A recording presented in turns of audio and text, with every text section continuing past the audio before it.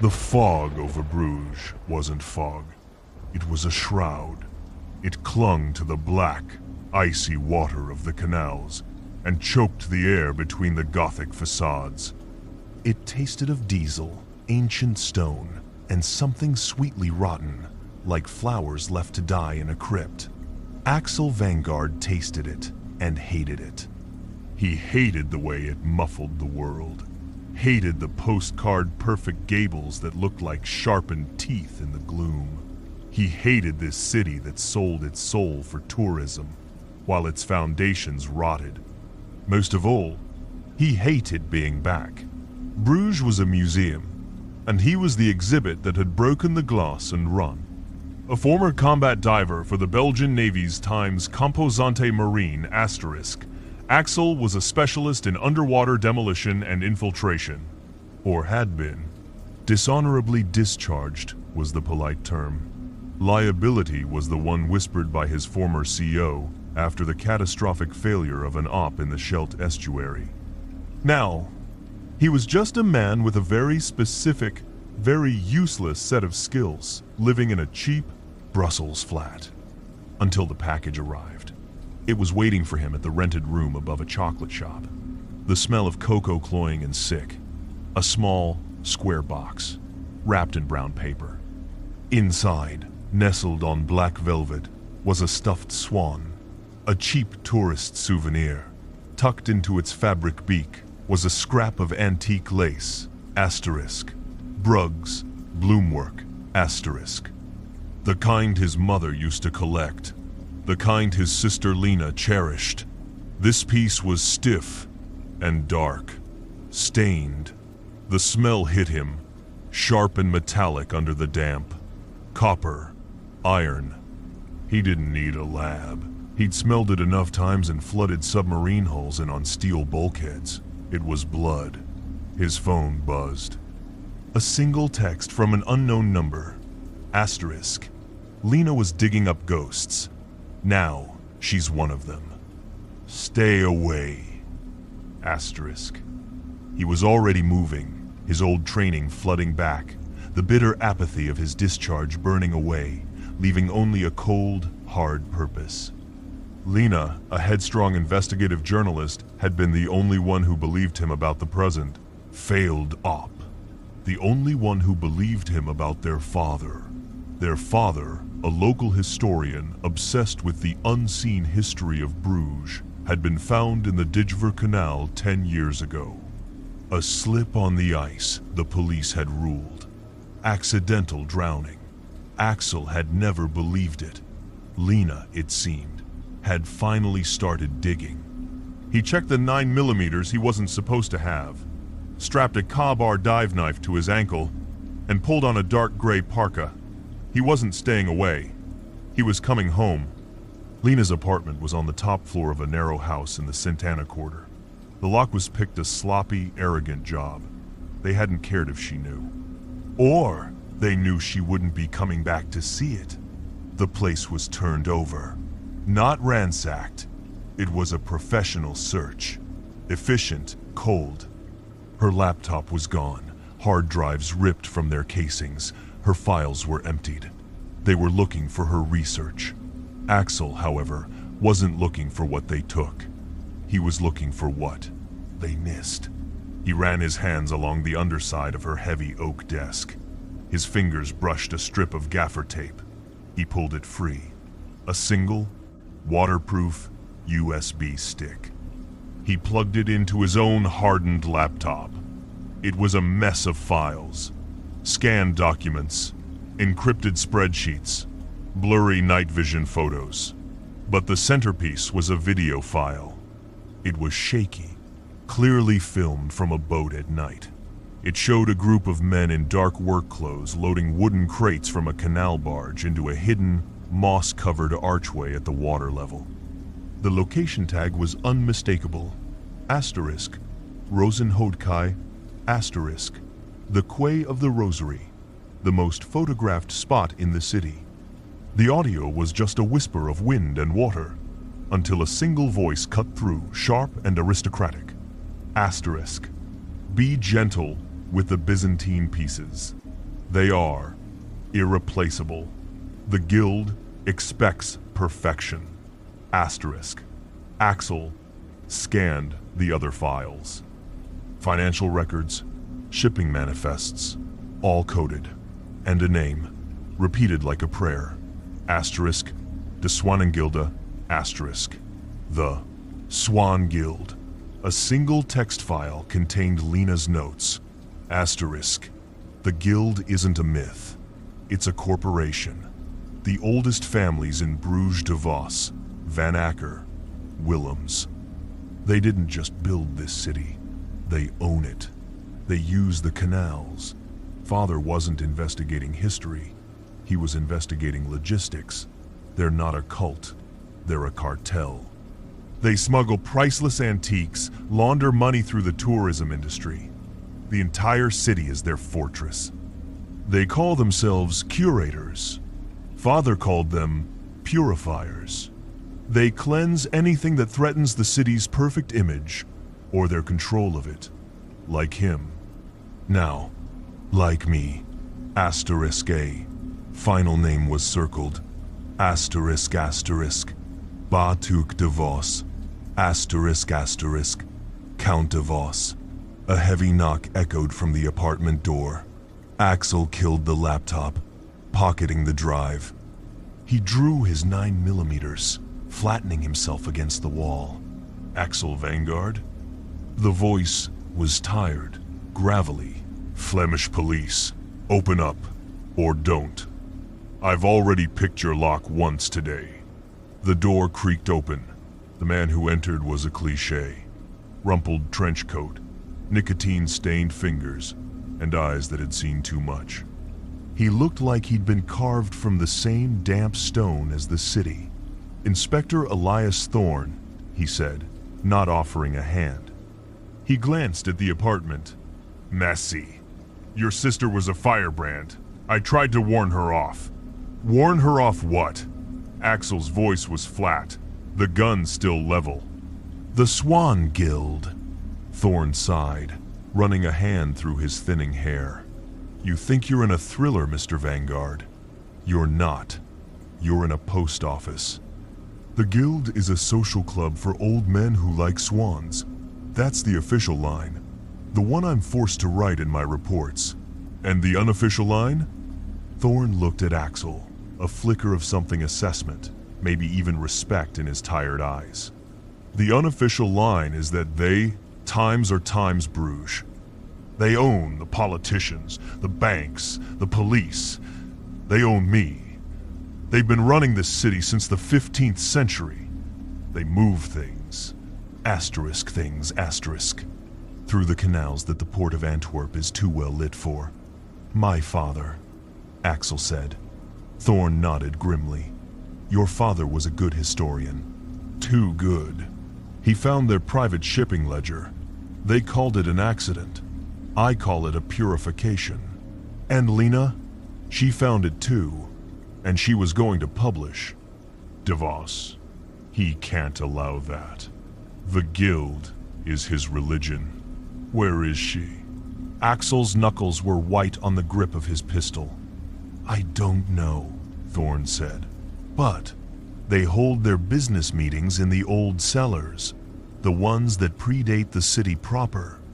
Below the Rosenholdkai, he looked past Axel, out the window, at the looming spike of the belfry. You can't get in. They're private property, sealed for a century. I can get in. Even you can't get past steel-reinforced doors and private security. They're not fools. Thorne paused, digging in his pocket. He pulled out a heavy, antique iron key and a modern electronic keycard. He set them on the first table. I was at the Rosenholdkai this morning, Thorne murmured, as if to himself. Must have dropped these. My memory. It's not what it was. He turned to leave. Why? Axel asked, his voice raw. Thorne stopped at the door, his back to Axel. My wife. She was a Van Acker, one of the old families. She died last winter. Cancer. De Vos. He controls the medical boards, the specialists who get funding.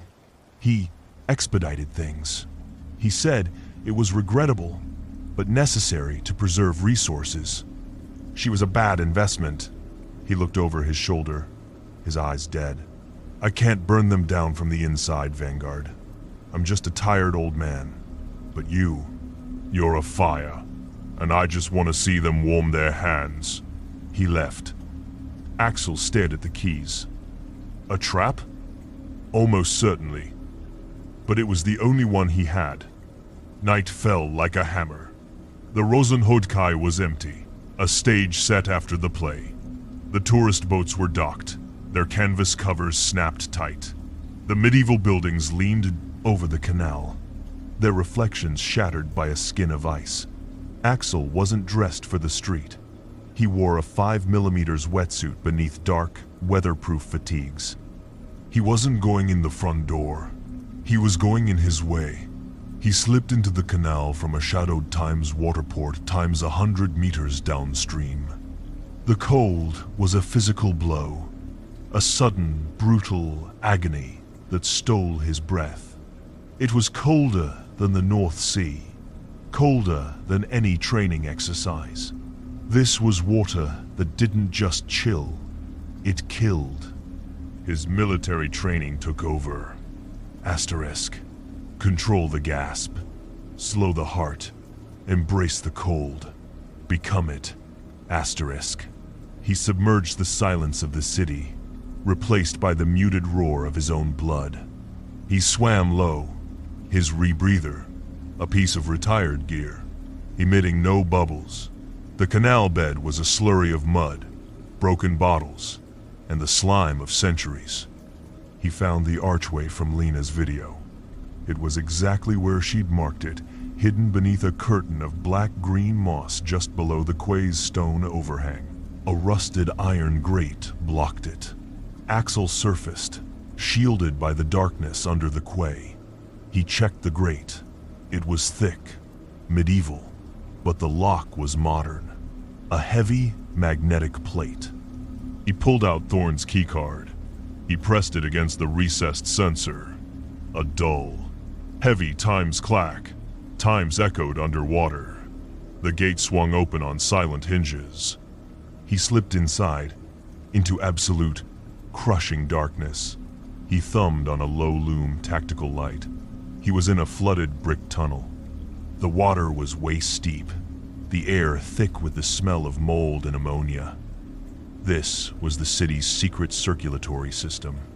He moved for 10 minutes, following the main tunnel, which seemed to slope gently upwards. The water receded, first to his knees, then his ankles. Soon, he was walking on damp, uneven flagstones. The tunnel opened into a series of vaulted cellars. This was the foundation of Bruges. He heard voices. He killed his light, pressing into an alcove.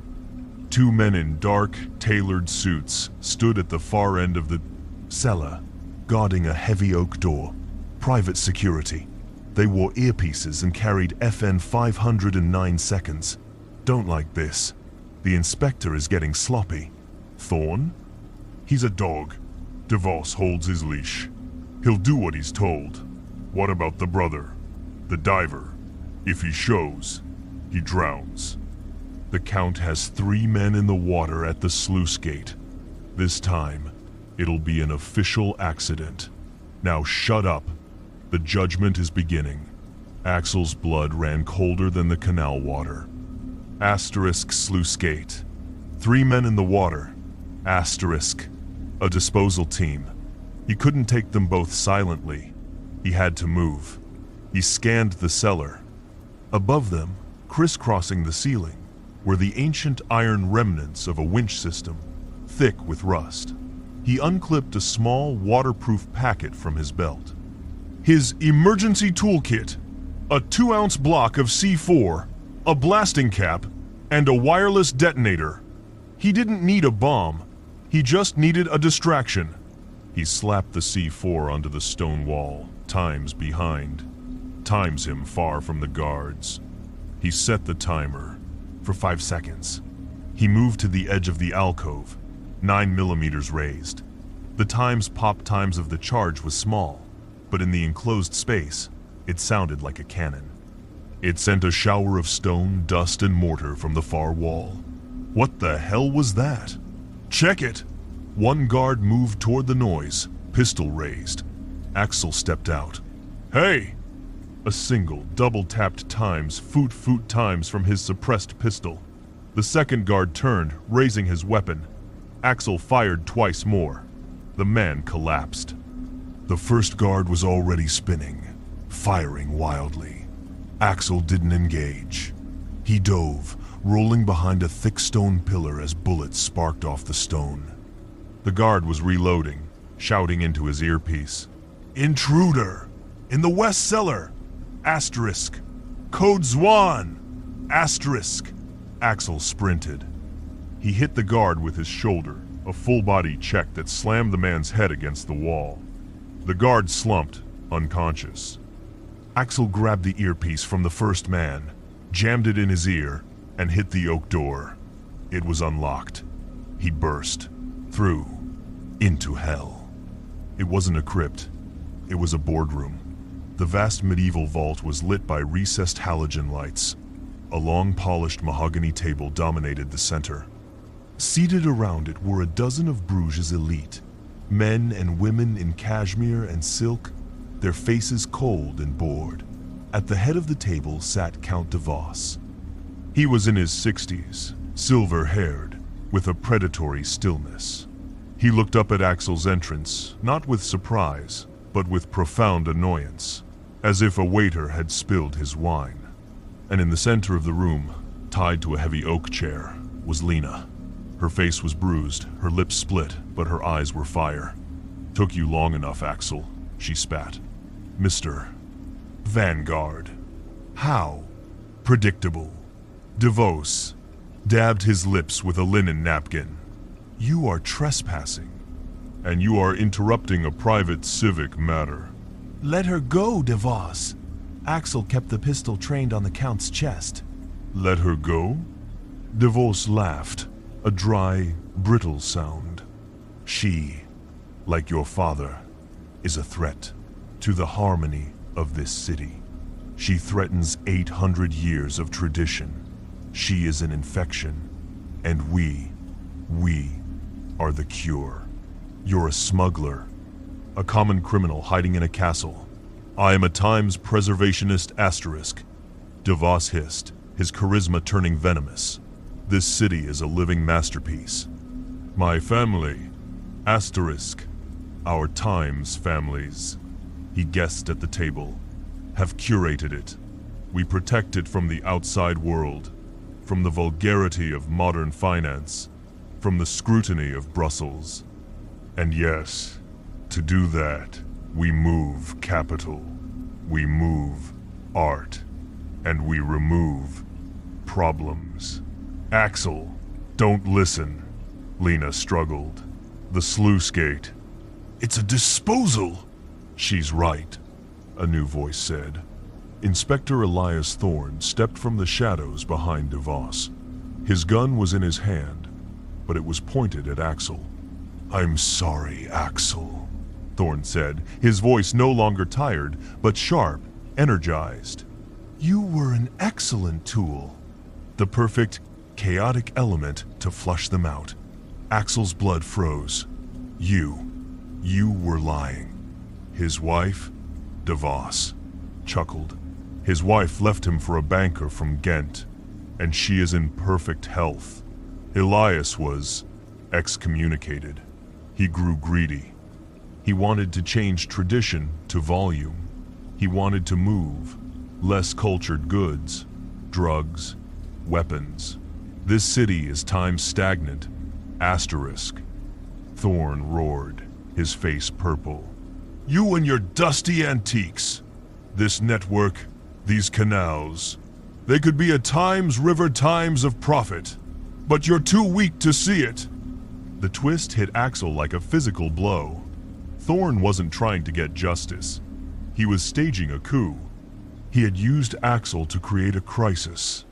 A distraction to get his gun in the same room as the Count. You brought the wolf to the flock, Elias. DeVos said, unafraid. And now the wolf will eat, Thorn snarled. He turned his gun, not on Axel, but squarely on Count DeVos. The guild has a new master. This was it, the moment of chaos. Axel didn't shoot at Thorn. He shot at the light switch, plunging the room into near-total darkness, lit only by the emergency exit signs. Lena, asterisk, near, asterisk. Down! He lunged, not for Thorn, but for the wall behind Lena's chair. It was the wall he'd heard about. The time sluice gate asterisk.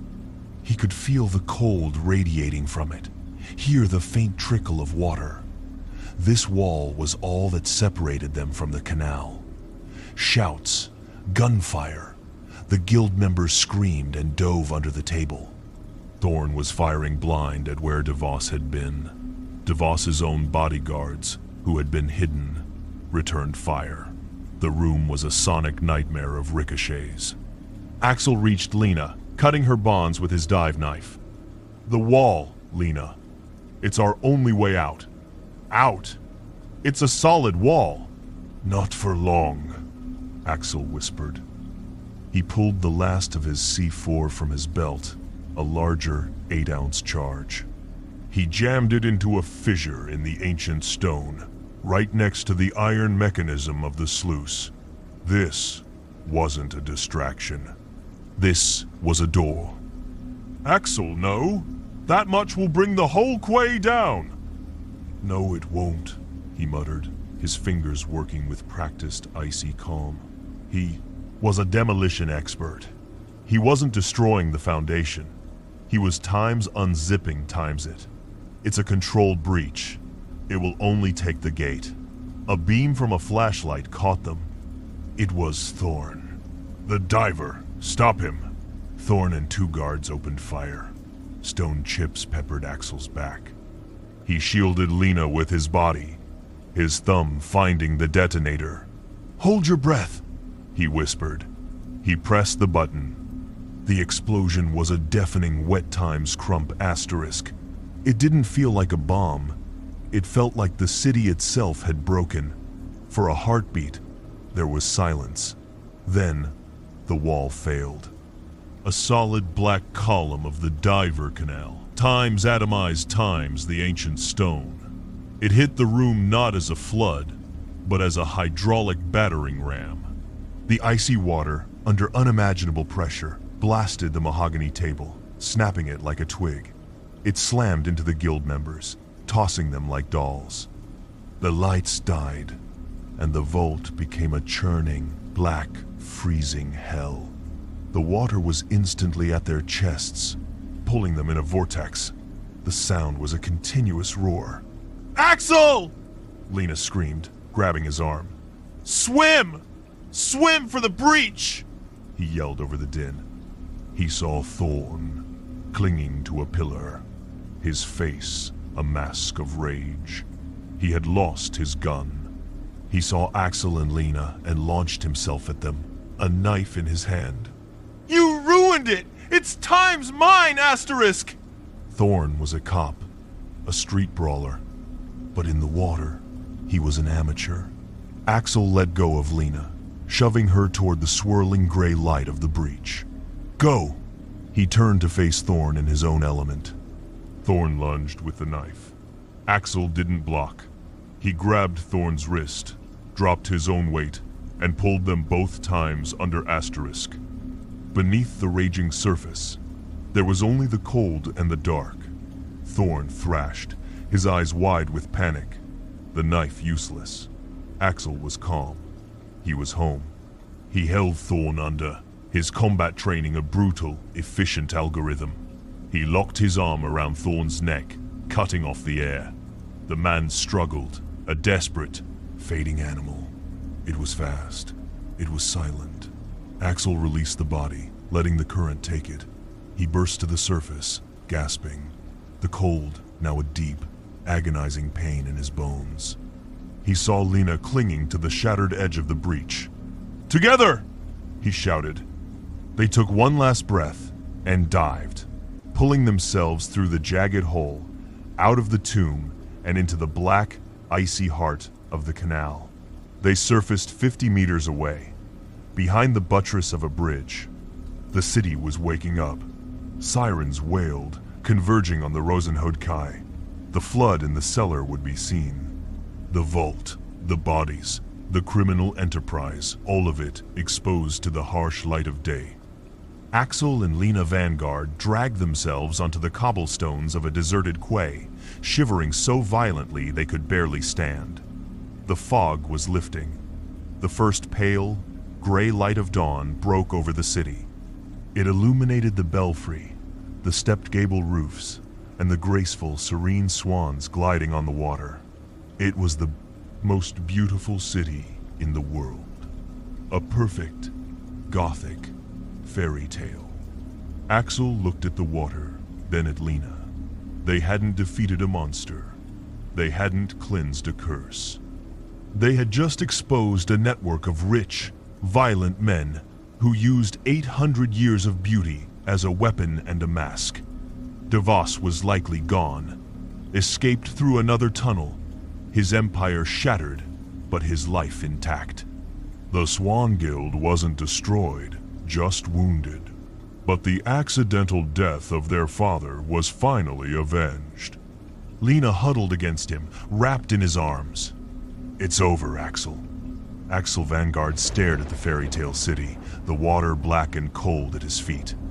No, he said, the word a plume of white in the freezing air. It's just daylight.